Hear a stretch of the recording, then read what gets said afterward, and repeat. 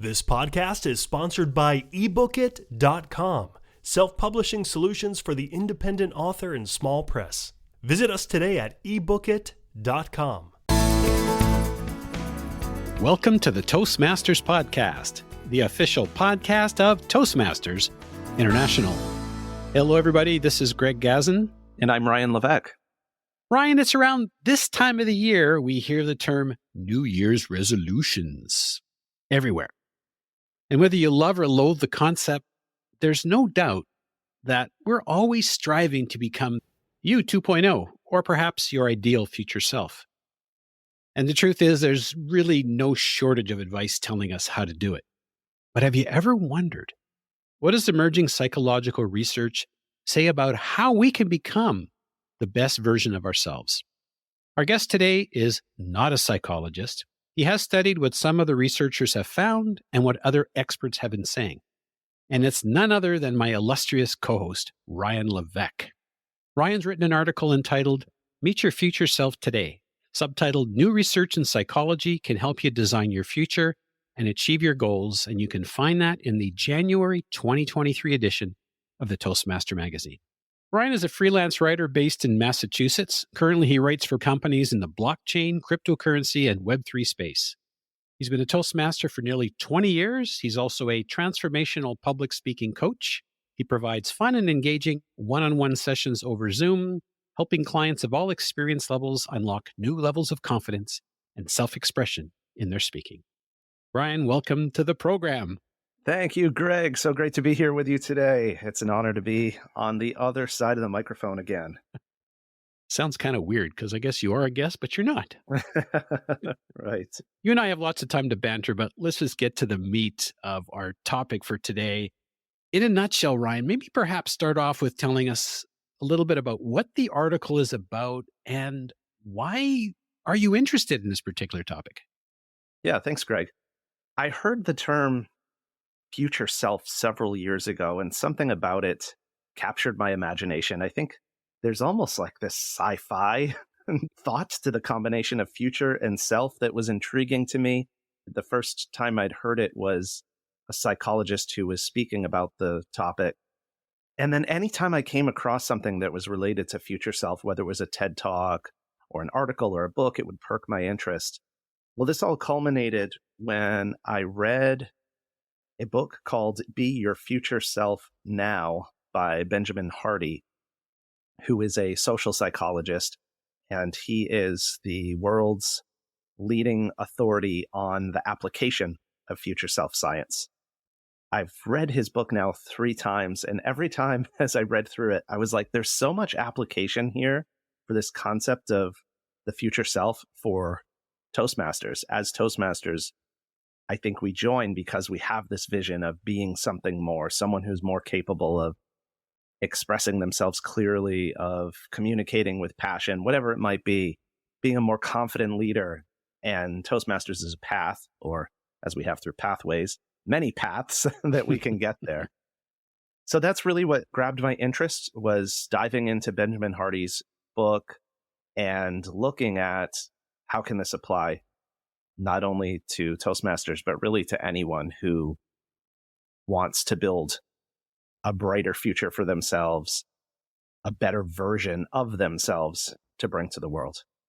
I find it interesting that it's being referred to as a science, future self science. You'd think that the future self would be more along the lines of some kind of psychology or business or self-development. Now, first of all, if you could tell us a little bit about what it is, and is it different from visualizations of the future or achieving your future goals? So there's definitely some overlap with the things that you just mentioned. Visualizing your future self can certainly be a way to apply future self science. Achieving goals is definitely wrapped in it. The reason it's a science is it comes from psychology, which is a science. True. It emerges from the positive psychology movement of the 1990s. This was pioneered by Martin Seligman and Mihaly Csikszentmihalyi, who wrote the book Flow that some of our listeners might be familiar with. It was a really popular book. what they came up with was really pivotal in the history of psychology. Prior to this positive psychology movement, most of psychology was focused on problems and pathologies that plague individuals. So it's taking people who are, let's say, functioning poorly or functioning below baseline and seeing if we can bring them up to baseline so that they can become closer to quote unquote normal. What positive psychology did is said, let's look at people who are flourishing, people who are really living a great life, achieving, they have great relationships, success at work, they find meaning in life. And can we see what the differences are and how they're operating, and then make that available to other people? So instead of just going from -5 to 0, we can go from, say, 0 to +5. So I'm thinking back to the 90s. OMG, the 90s, that was 30 years ago. And I still remember this flurry of books. And in fact, I can picture one of them that's on my shelf about success and positive thinking. In fact, I probably have a lot of books from back then. So is this similar? It doesn't sound like it, or it does, but it doesn't. I kind of don't like the term positive psychology, but that's what the term is. The reason I don't like it is because I think people hear it and instantly they go to positive thinking, Yes. the power of positive thinking, or the psychology of success, these different books that came out in, like you said, in the 80s and the 90s, success-oriented, positive thinking, you can be better, you can do better, you can have it all, motivational literature.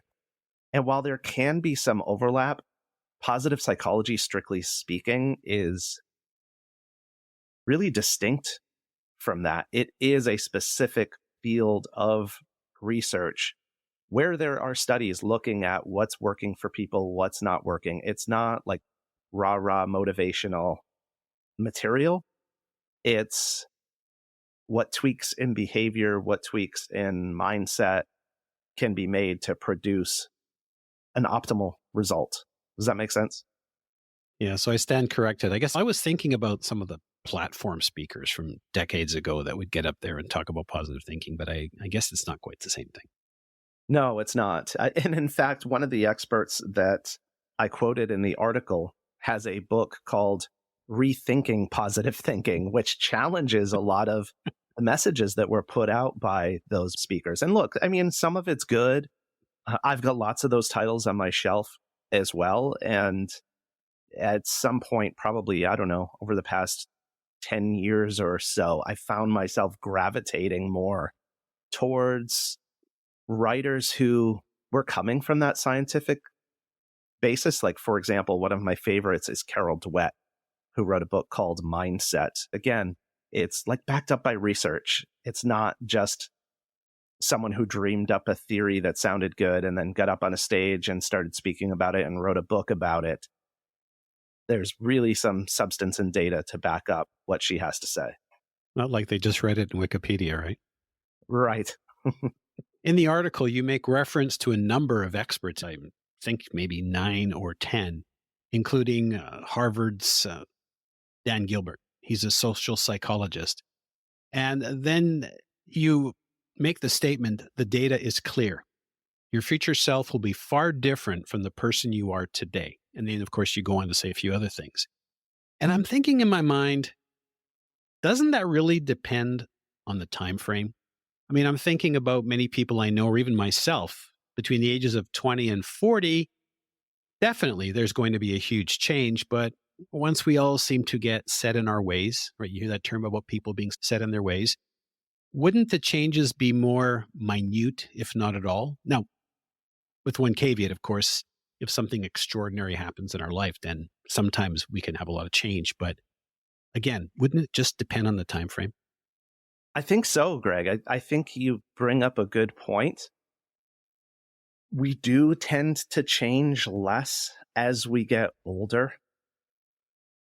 The difference between someone who's 10 years old and 20 years old, there's an obvious huge difference from when you're first born, from 0 to 5 years old to 1 year old even. There's this amazing growth.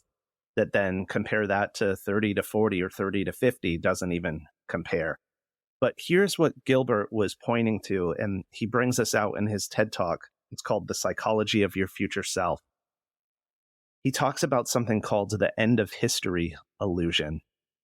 And what he found is that while the amount of growth and change does tend to slow down for people over the years, that's kind of obvious. As we just said, we can just observe and notice that. At every age, when Gilbert's polled people and asked them to predict how much they thought they might change in the next year, 2 years, 5 years, 10 years, whatever the range happened to be, people always and inevitably underestimate the amount that they change. So whether you ask someone who's 10 or 20 or 30, 40, 50, 60, they're more than likely going to say, yeah, if I look 10 years down the road, I think I'll pretty much be about the same I am today. Same general personality, same interests, same hobbies, probably enjoy the same foods. My daily routine will probably be about the same as it is today. No matter the age that you poll, they vastly underestimate the amount that they're actually going to change. Okay, so we're going to be attempting to shape our future self. Is there an ideal time frame to work with it then? I think you can work at it at both the micro and the macro level.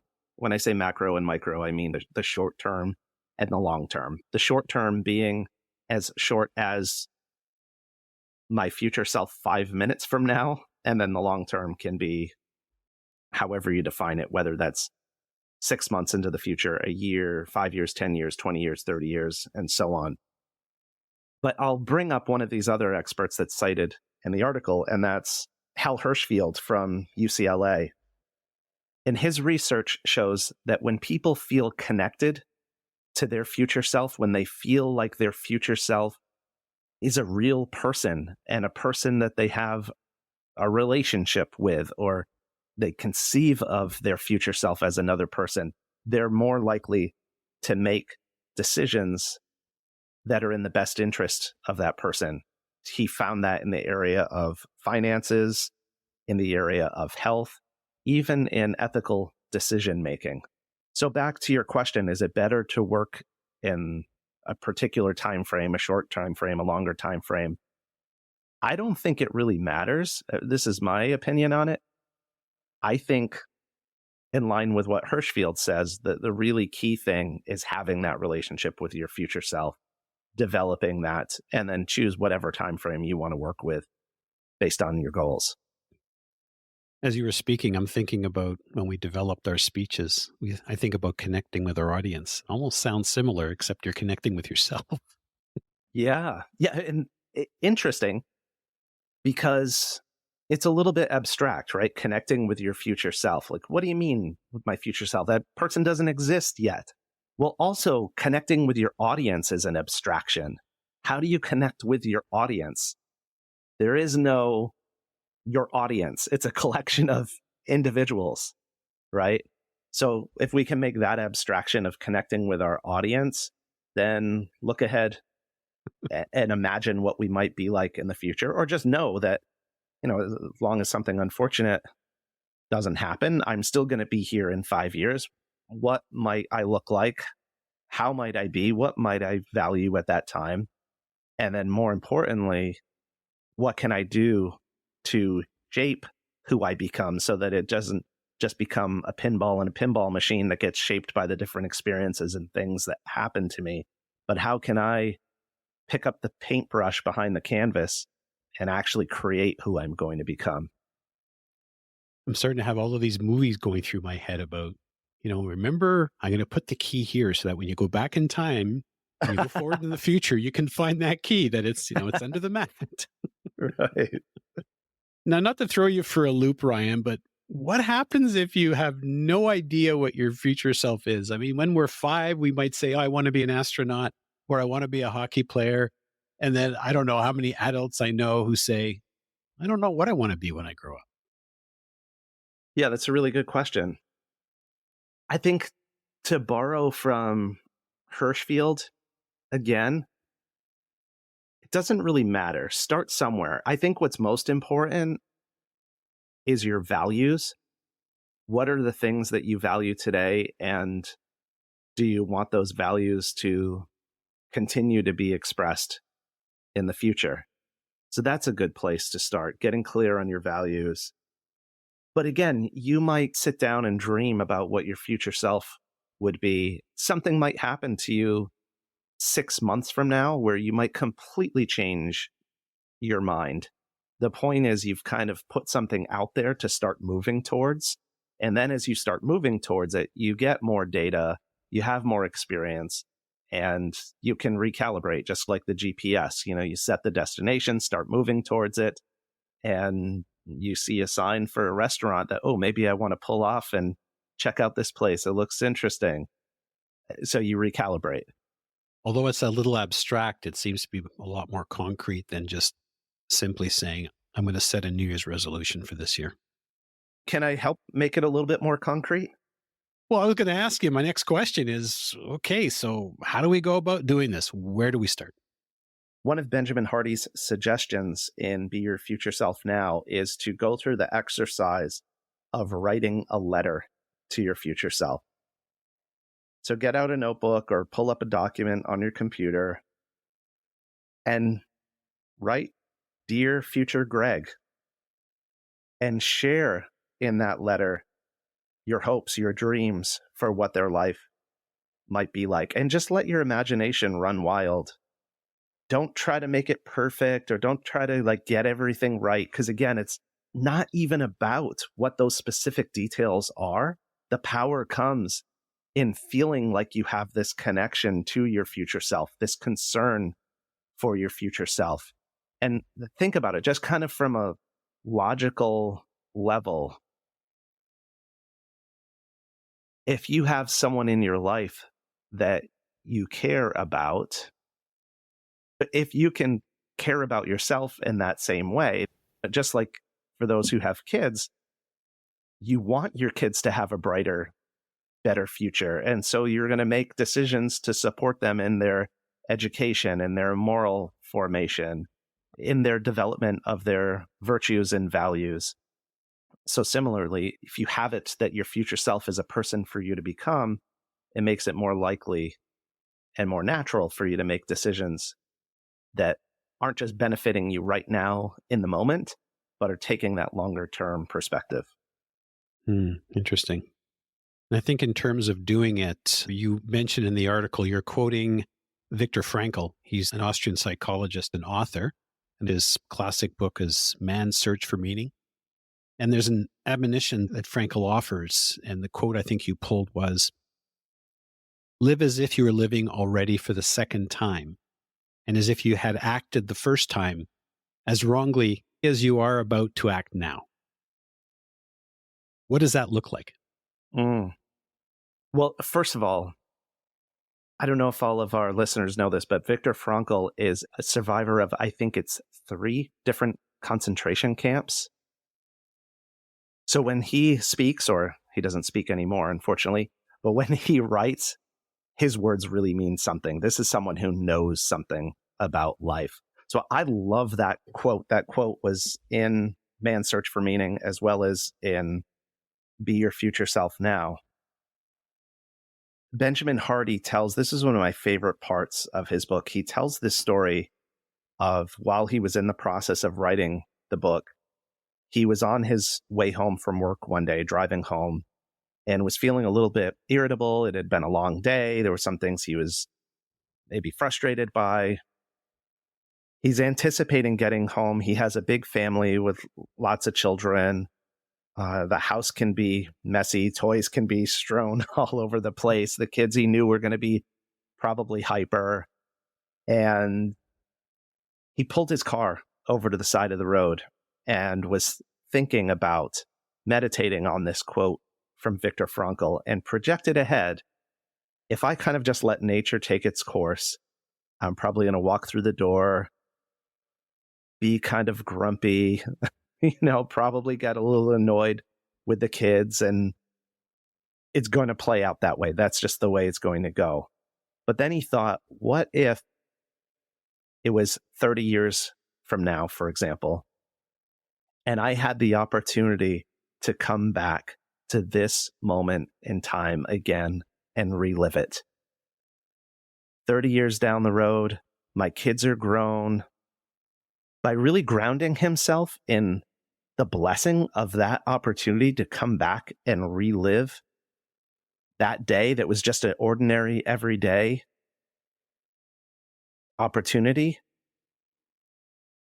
When Hardy asked himself that question, he realized what a gift that would be to be, 50-something years old and come back and experience again showing up at his home after a day at work and having the beautiful chaos of his family there, of his daughter running up to him and jumping on him and hugging him, "Daddy, Daddy."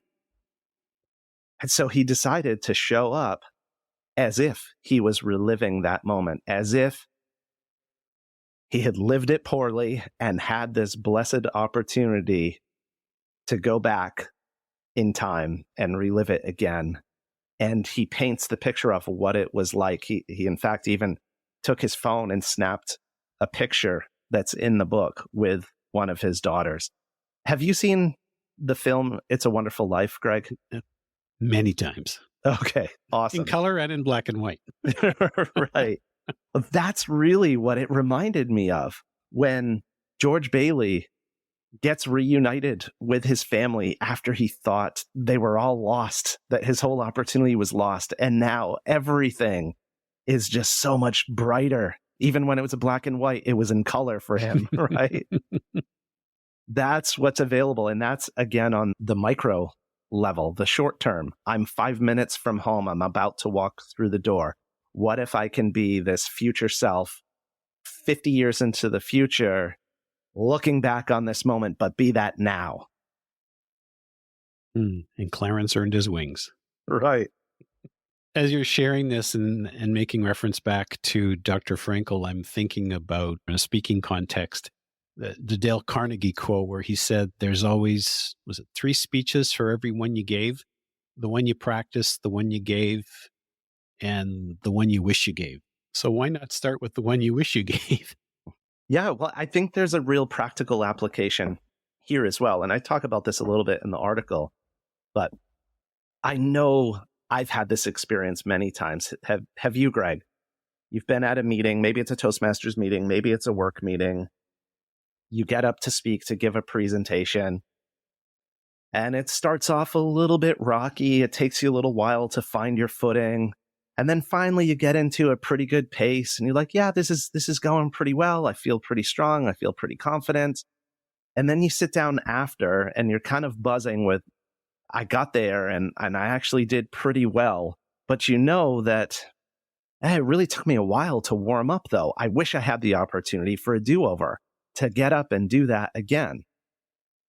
Well, what if you decide before you get up to be your future self 10 minutes into the future when the presentation is done and lead with that already warmed up energy, with that already confident, with that, and let's say in a networking session, that feeling of, I already know you, I already feel connected with you. I actually did this with a group last week. There's a live class that I facilitate every week.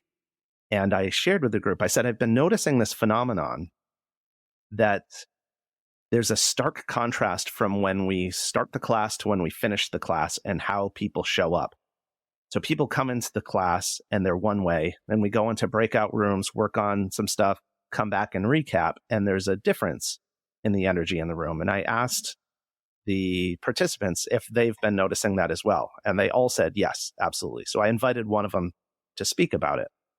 And he said, well, I feel like when we come in, we're kind of tentative. We're not quite warmed up yet. And then we go into the breakout rooms and get comfortable with each other.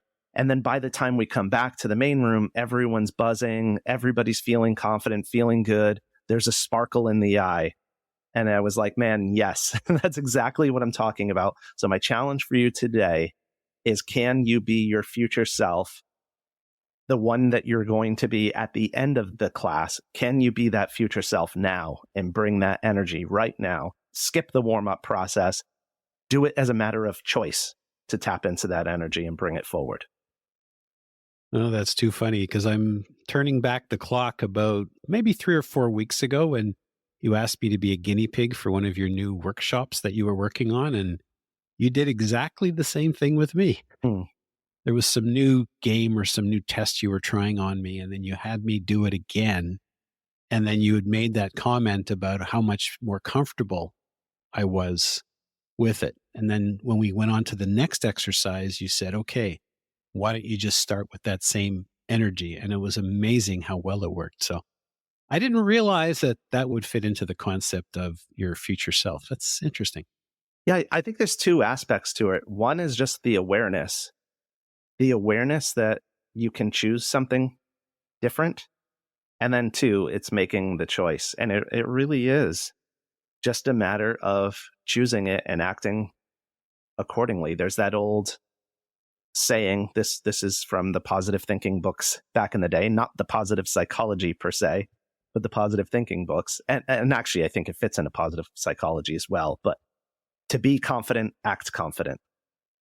Well, Ryan, that certainly makes a lot of sense. And as we soon come to a close, is there anything else that you could add that could help us go from the theoretical, the research, to practical things that we can put into play right away? There are a couple of points that stood out to me from Benjamin Hardy's work. One is, if you begin to get this picture of the future self that you want to be, take a look at where you're putting your time now. And maybe there are some things that you're still committed to and participating in that are no longer part of this new identity that you want to embrace. So are there some goals that were meaningful for you at one time that it's time to reevaluate and perhaps uncommit to? And then there's the flip side of that, Greg, which is, given the person that you want to become, the life that you want to lead, how can you start scheduling your future self's priorities today?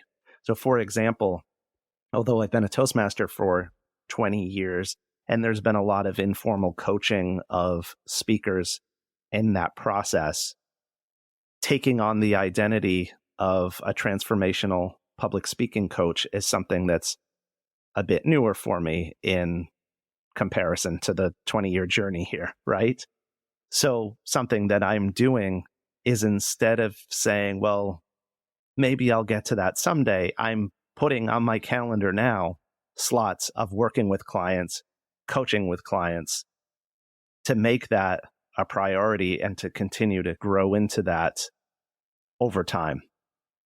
So there's, depending on whatever your goals are, if it's, for example, I want to be healthier, fitter, stronger, well, just very simple. Look at your calendar. What does your calendar have to say about that as a priority? Is it a wish, or is it something that you really want to make happen? And if so, let's operationalize it. Let's schedule workouts. Let's schedule reading a book about habit change or about a new diet that you want to experiment with, something like that. So, folks, you just got a glimpse into Ryan Levesque 2.0. Ryan, as we come to a close, as usual, we always ask our guests where they can find them or get more information. So I'll ask you that same question. Well, of course, you can always find me at toastmasterspodcast.com. But probably the best places to connect are on LinkedIn, and my writing website is wordsonchain.com. And would love to hear from listeners if this topic resonates with you, if you have questions about it. Full transparency, I'm a student of this material as well. I'm not one of the experts in the book about future self-science. I'm one of the people learning from it, playing with it, benefiting from it. That sounds great. And folks, if you've enjoyed this podcast as much as I have, and I'm sure Ryan has too, being our illustrious guest, I encourage you to share this podcast with everybody and anyone you know. You can find the Toastmasters podcast, as Ryan said, at toastmasterspodcast.com, toastmasters.org. It'll be attached to the article as well. Apple, Google, Spotify, and pretty much anywhere you get your podcasts. Ryan Levesque, it's been an absolute pleasure, and I will speak to you on the next podcast. Fantastic. Thanks so much, Greg. I've really enjoyed it.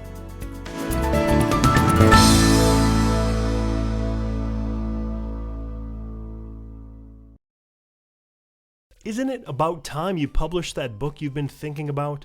We can help with that. At ebookit.com, we've been providing authors and small presses with ebook publishing services since 2010. Visit us today at ebookit.com and let us know how we can help you.